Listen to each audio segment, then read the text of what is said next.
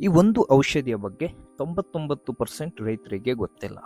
ಅಡಿಕೆ, ಕಾಳುಮೆಣಸು, ತೆಂಗು, ಬಾಳೆ ಯಾವುದೇ ಬೆಳೆಯಾಗಿರಲಿ ಒಂದು ಬಾರಿ ಈ ವಿಡಿಯೋವನ್ನು ನೋಡಿ. ಯಾಕಂದರೆ ಹಲವಾರು ರೈತರು ಸಾವಿರಾರು ರೂಪಾಯಿ ಖರ್ಚು ಮಾಡಿ ಔಷಧಿಯನ್ನು ಹಾಕ್ತಾರೆ. ಆದರೂ ಬೇರುಕೊಳೆ ರೋಗ ಮತ್ತೆ ಮತ್ತೆ ಬರ್ತದೆ. ಆದರೆ ಒಂದು ಜೈವಿಕ ಔಷಧಿ ಇದೆ, ಅದು ಕೂಡ ನ್ಯಾಚುರಲ್ ಆಗಿರುವಂಥ ಒಂದು ಔಷಧಿ. ಇದು ಕೀಟನಾಶಕ ಅಲ್ಲ, ರಾಸಾಯನಿಕ ಶಿಲೀಂಧ್ರನಾಶಕವೂ ಕೂಡ ಅಲ್ಲ. ಇದು ಜೀವಂತವಾಗಿ ಕೆಲಸ ಮಾಡುವ ಒಂದು ಉಪಯುಕ್ತ ಶಿಲೀಂಧ್ರ. ಇದರ ಹೆಸರೇ ಟ್ರೈಕೋಡರ್ಮಾ.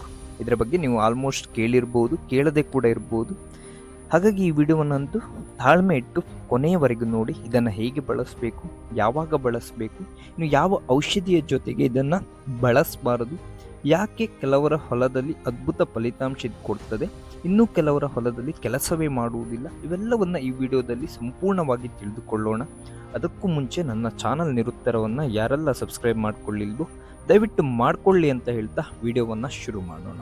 ಮೊದಲಿಗೆ ಟ್ರೈಕೋಡರ್ಮಾ ಅಂದರೆ ಏನು? ಮೊದಲು ಒಂದು ವಿಷಯವನ್ನು ನೀವು ತಿಳಿದುಕೊಳ್ಳಿ. ಬಹಳ ಜನ ಟ್ರೈಕೋಡರ್ಮವನ್ನು ಒಂದು ಸಾಮಾನ್ಯ ಔಷಧಿ ಅಂತ ಅಂದ್ಕೊಂಡಿದ್ದಾರೆ.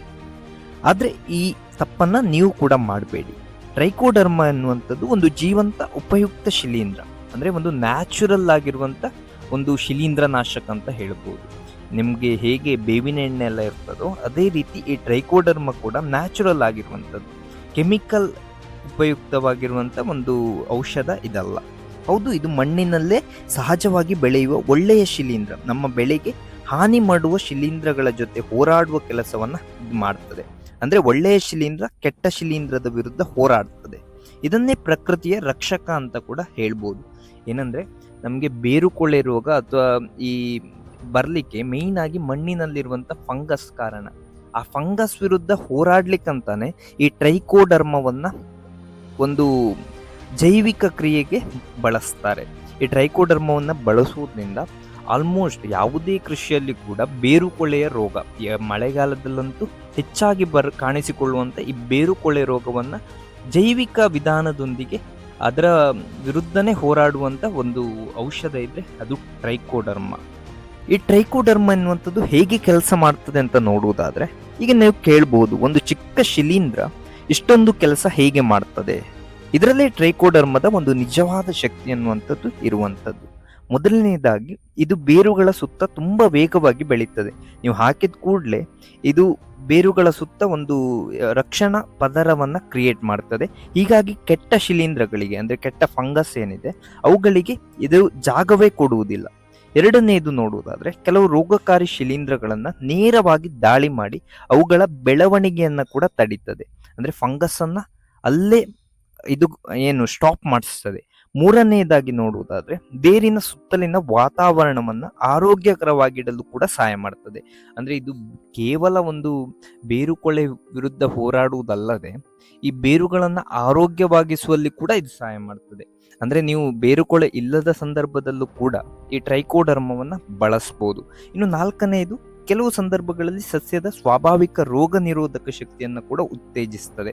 ಅಂದರೆ ಈ ಮಳೆಗಾಲದ ಸಂದರ್ಭದಲ್ಲಿ ರೋಗಗಳ ವಿರುದ್ಧ ಹೋರಾಡುವಂಥ ಶಕ್ತಿಯನ್ನು ನಿಮ್ಮ ಗಿಡಗಳಿಗೆ ಈ ಟ್ರೈಕೋಡರ್ಮ ಎನ್ನುವಂಥದ್ದು ನೀಡ್ತದೆ.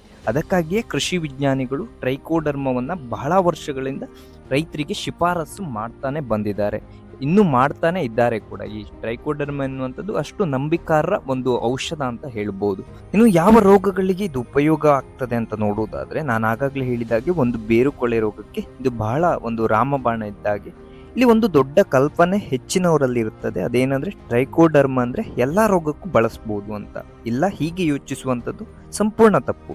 ಇದು ಮುಖ್ಯವಾಗಿ ಮಣ್ಣಿನಿಂದ ಹರಡುವ ಕೆಲವು ಶಿಲೀಂಧ್ರ ರೋಗಗಳು, ಅಂದರೆ ಫಂಗಸ್ ವಿರುದ್ಧ ಉಪಯುಕ್ತವಾಗುವಂಥ ಒಂದು ಔಷಧಿ. ಉದಾಹರಣೆಗೆ ಬೇರುಕೊಳೆ, ನಾನು ಹೇಳಿದಾಗೆ ನರ್ಸರಿಯಲ್ಲಿ ಕಾಣುವಂಥ ಒಂದು ಡ್ಯಾಂಪಿಂಗ್ ಆಫ್ ಅಥವಾ ಕೆಲವು ಬೇರಿನ ಭಾಗದ ಶಿಲೀಂಧ್ರ ಸೋಂಕುಗಳು, ಅಂದರೆ ಮಣ್ಣಿನಲ್ಲಿರುವ ರೋಗಕಾರಿ ಶಿಲೀಂಧ್ರಗಳನ್ನು ನಿಯಂತ್ರಿಸುವಂಥದ್ದೇ ಇದರ ಮುಖ್ಯ ಕೆಲಸ ಆಗಿರ್ತದೆ. ಎಲೆಗಳ ಮೇಲೆ ಕಾಣುವ ಪ್ರತಿಯೊಂದು ರೋಗಕ್ಕೂ ಈ ಟ್ರೈಕೋಡರ್ಮಾ ಪರಿಹಾರ ಅಂತ ಅರ್ಥ ಅಲ್ಲ. ನಾನು ಹೇಳಿದಾಗೆ ಇದಿಷ್ಟಕ್ಕೆ ಈ ಟ್ರೈಕೋಡರ್ಮವನ್ನು ನೀವು ಬಳಸ್ಬೋದು. ಈ ಟ್ರೈಕೋಡರ್ಮಾ ಎನ್ನುವಂಥದ್ದು ಅಡಿಕೆ ಬೆಳೆಗಾರರಿಗೆ ಯಾಕೆ ಮುಖ್ಯ ಅಂತ ನೋಡುವುದಾದರೆ, ಈಗ ಒಂದು ಪ್ರಶ್ನೆ ಬರ್ತದೆ, ಮಳೆಗಾಲದಲ್ಲಿ ಹೆಚ್ಚು ಸಮಸ್ಯೆ ಯಾವುದು ಅಡಿಕೆ ಬೆಳೆಗಾರರಿಗೆ? ಅದು ಬೇರುಗಳ ಸಮಸ್ಯೆ. ಮಣ್ಣು ಯಾವಾಗಲೂ ಒದ್ದೆ ಆಗಿರ್ತದೆ. ಆ ಸಮಯದಲ್ಲಿ ರೋಗಕಾರಕ ಶಿಲೀಂಧ್ರಗಳು ಅಥವಾ ಫಂಗಸ್ ವೇಗವಾಗಿ ಬೆಳೀತದೆ. ನಿಮ್ಗೆಲ್ರಿಗೂ ಗೊತ್ತು, ಮಳೆಗಾಲದಲ್ಲಿ ಬಹಳ ಒಂದು ತಲೆನೋವಿನ ವಿಷಯ ಯಾವುದಂದ್ರೆ ಬೇರುಕೊಳೆ ರೋಗ ಅಥವಾ ಬೇರುಗಳು ಏನು ಫಂಗಸ್ ವಿರುದ್ಧ ಅಟ್ಯಾಕನ್ನು ಆಗುವಂಥದ್ದು.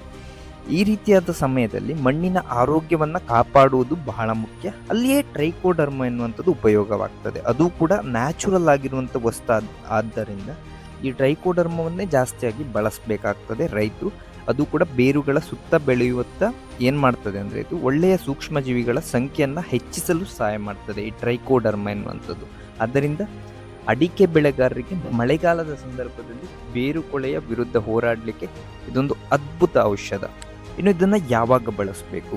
ಇದನ್ನು ಹಲವಾರು ತಪ್ಪಾಗಿ ಬಳಸ್ತಾರೆ. ನಮ್ಮ ರೈತರಿಗೆ ಹೆಚ್ಚಾಗಿ ಏನಂದರೆ ರೋಗ ಬಂದ ಮೇಲೇ ಹಾಕುವಂಥ ಒಂದು ಖಯಾಲಿ ಇರ್ತದೆ. ಆ ತಪ್ಪನ್ನು ನೀವು ಮಾಡಬೇಡಿ. ರೋಗ ಬರೋಕ್ಕಿಂತ ಮುಂಚೆನೇ ಈ ಟ್ರೈಕೋಡರ್ಮವನ್ನು ಬಳಸುವಂಥದ್ದು ಉತ್ತಮ. ಫಾರ್ ಎಕ್ಸಾಂಪಲ್, ಈ ಬೇರುಕೊಳೆ ರೋಗ ಬರ್ತದೆ ಅಂತ ನಿಮಗೆ ಆಲ್ರೆಡಿ ಗೊತ್ತಿರ್ತದೆ ಮಳೆಗಾಲದ ಮುಂಚೆ. ಮಳೆಗಾಲ ಸ್ಟಾರ್ಟ್ ಆಗುವ ಮುಂಚೆ ಅಥವಾ ಮಣ್ಣು ಯಾವಾಗ ತೇವಾಂಶ ಆಗ್ತದೋ ಆ ಸಂದರ್ಭದಲ್ಲಿ ಈ ಟ್ರೈಕೋಡರ್ಮವನ್ನು ಬಳಸುವಂಥದ್ದು ಉತ್ತಮ. ಇದರಿಂದ ಟ್ರೈಕೋಡರ್ಮ ಉತ್ತಮವಾಗಿ ಕೆಲಸ ಮಾಡುವ ಸಾಧ್ಯತೆ ಜಾಸ್ತಿ ಇರ್ತದೆ. ಈ ಸಂದರ್ಭದಲ್ಲೇ ಇದನ್ನು ಹೆಚ್ಚಾಗಿ ಬಳಸಿ, ಯಾಕಂತ ಹೇಳಿದರೆ ಇದರಿಂದ ಬೇರುಕೊಳೆ ರೋಗ ಬರೋದು ತಪ್ತದೆ. ಇನ್ನು ಇದನ್ನು ಹೇಗೆ ಬಳಸಬೇಕು ಮತ್ತು ಎಷ್ಟು ಪ್ರಮಾಣದಲ್ಲಿ ಬಳಸಬೇಕು ಅನ್ನುವಂಥದ್ದನ್ನ ಒಂದು ಸಲ ಸರಿಯಾಗಿ ಕೇಳಿ. ಇದು ಬ್ರ್ಯಾಂಡ್ಗೆ ಅನುಗುಣವಾಗಿ ಸ್ವಲ್ಪ ಬದಲು ಕೂಡ ಆಗ್ಬೋದು. ಆದ್ದರಿಂದ ಯಾವಾಗಲೂ ಪ್ಯಾಕೆಟ್ನಲ್ಲಿರುವ ಪ್ರಮಾಣವನ್ನು ಅನುಸರಿಸಿ. ಸಾಮಾನ್ಯವಾಗಿ ಹೇಳುವುದಾದರೆ ಈ ಟ್ರೈಕೋಡರ್ಮವನ್ನು 1 ಎಕರೆಗೆ 2ರಿಂದ 5 kg ಆಗುವಷ್ಟು ಬಳಸ್ಬೋದು. ಇದನ್ನು ಗೊಬ್ಬರದ ಜೊತೆ ಮಿಶ್ರಣ ಮಾಡಿ ಬೇರು ಭಾಗಕ್ಕೆ ಹಾಕುವುದು ಉತ್ತಮ. ಅಂದರೆ ನಿಮ್ಮ ಕಾಂಪೋಸ್ಟ್ ಗೊಬ್ಬರ ಇರ್ಬೋದು ಅಥವಾ ಬೇರೆ ಯಾವುದಾದ್ರೂ ಗೊಬ್ಬರದ ಜೊತೆ ಮಿಕ್ಸ್ ಮಾಡಿ ಹಾಕುವುದು ಉತ್ತಮ. ಇದನ್ನು ಹಾಗೆ ಹಾಕಲಿಕ್ಕೆ ತುಂಬ ಕಷ್ಟ ಆಗ್ಬೋದು. ಯಾಕಂತ ಹೇಳಿದರೆ 2 kg ಇಂದ 5 kg ಆಗುವಷ್ಟು 1 ಎಕರೆಗೆ ಹಾಕುವುದು ತುಂಬ ಕಷ್ಟ. ಆದ್ದರಿಂದ ಯಾವುದಾದ್ರೂ ಗೊಬ್ಬರದ ಜೊತೆ ಮಿಕ್ಸ್ ಮಾಡಿ ಹಾಕುವಂಥದ್ದು ಉತ್ತಮ. ಇದು ಒಣ ಮಣ್ಣಿನಲ್ಲಿ ಹಾಕಬೇಡಿ, ತೇವಾಂಶ ಇರುವ ಮಣ್ಣಿನಲ್ಲಿ ನೀಡಿದರೆ ಒಂದು ಉತ್ತಮ ರಿಸಲ್ಟನ್ನು ಇದು ಕೊಡ್ತದೆ. ಹಾಗಾಗಿ ತೇವಾಂಶ ಇರುವಂಥ ಮಣ್ಣಿಗೆ ಹಾಕಿ. ಈ ಟ್ರೈಕೋಡರ್ಮವನ್ನು ಬಳಸುವಾಗ ರೈತರು ಮಾಡುವ ಕೆಲವೊಂದು ತಪ್ಪುಗಳನ್ನು ನೋಡುವುದಾದರೆ 99% ರೈತರು ಈ ದೊಡ್ಡ ತಪ್ಪನ್ನು ಮಾಡ್ತಾರೆ. ಅದೇನೆಂದರೆ ಟ್ರೈಕೋಡರ್ಮ ಹಾಕಿದ ದಿನವೇ ಬಲವಾದ ರಾಸಾಯನಿಕ ಫಂಗಿಸೈಡನ್ನು ಬಳಸುವಂಥದ್ದು. ಫಾರ್ ಎಕ್ಸಾಂಪಲ್, ಈ ಟ್ರೈಕೋಡರ್ಮವನ್ನು ಬಳಸಿದ ದಿನಾನೇ ಬೇರುಕೊಳೆ ರೋಗಕ್ಕೆ ರಿಡಮಿಲ್ ಗೋಲ್ಡನ್ನು ಬಳಸಬಾರ್ದು ಅಥವಾ ಯಾವುದೇ ಫಂಗಿಸೈಡನ್ನು ಕೂಡ ಬಳಸಬಾರ್ದು. ಇದರಿಂದ ಏನಾಗ್ತದೆ ಅಂದರೆ ಟ್ರೈಕೋಡರ್ಮ ಕೂಡ ವರ್ಕ್ ಆಗುವುದಿಲ್ಲ. ಆದ್ದರಿಂದ ಟ್ರೈಕೋಡರ್ಮವನ್ನು ಬಳಸಿ ಆದಮೇಲೆ ನಿಮಗೆ ಒಂದು 15ರಿಂದ 20 ದಿನ ಆದಮೇಲೆ ಬೇರೆ ಯಾವುದೇ ರಾಸಾಯನಿಕ ಫಂಗಿಸೈಡನ್ನು ಕೂಡ ಬಳಸ್ಬೋದು. ಈ ಟ್ರೈಕೋಡರ್ಮವನ್ನು ಬಳಸಿದ ದಿನವೇ ಬೇರೆ ಯಾವುದೇ ಫಂಗಿಸೈಡನ್ನು ಕೂಡ ಬಳಸಲಿಕ್ಕೆ ಹೋಗಬೇಡಿ. ಇದರಿಂದ ಈ ರೋಗಕಾರಕ ಶಿಲೀಂಧ್ರ ಮಾತ್ರ ಅಲ್ಲ, ಈ ಟ್ರೈಕೋಡರ್ಮದಲ್ಲಿರುವಂಥ ಶಿಲೀಂಧ್ರ ಕೂಡ ಹಾಳಾಗ್ತದೆ. ಆ ಕಾರಣದಿಂದ ಈ ತಪ್ಪನ್ನು ನೀವು ಮಾಡಲಿಕ್ಕೆ ಹೋಗಲೇಬೇಡಿ.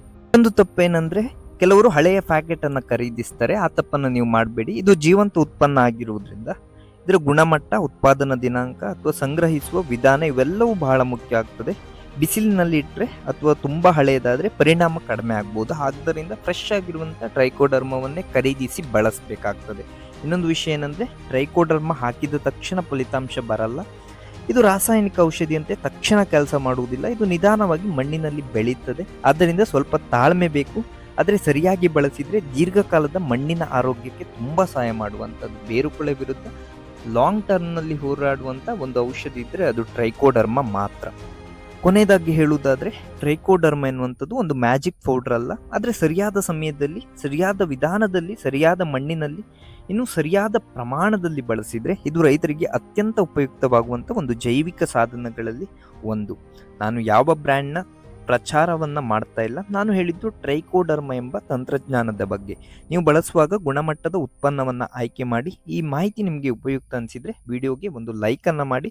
ಇಂತಹ ವೈಜ್ಞಾನಿಕ ಕೃಷಿ ಮಾಹಿತಿಗಾಗಿ ನಮ್ಮ ಚಾನಲನ್ನು ಸಬ್ಸ್ಕ್ರೈಬ್ ಮಾಡಿಕೊಳ್ಳಿಕ್ಕೆ ಯಾವುದೇ ಕಾರಣಕ್ಕೂ ಮರಿಬೇಡಿ ಅಂತ ಹೇಳ್ತಾ ಮುಂದಿನ ವಿಡಿಯೋದಲ್ಲಿ ಸಿಗೋಣ. ಅಲ್ಲಿಯವರೆಗೂ ಧನ್ಯವಾದಗಳು.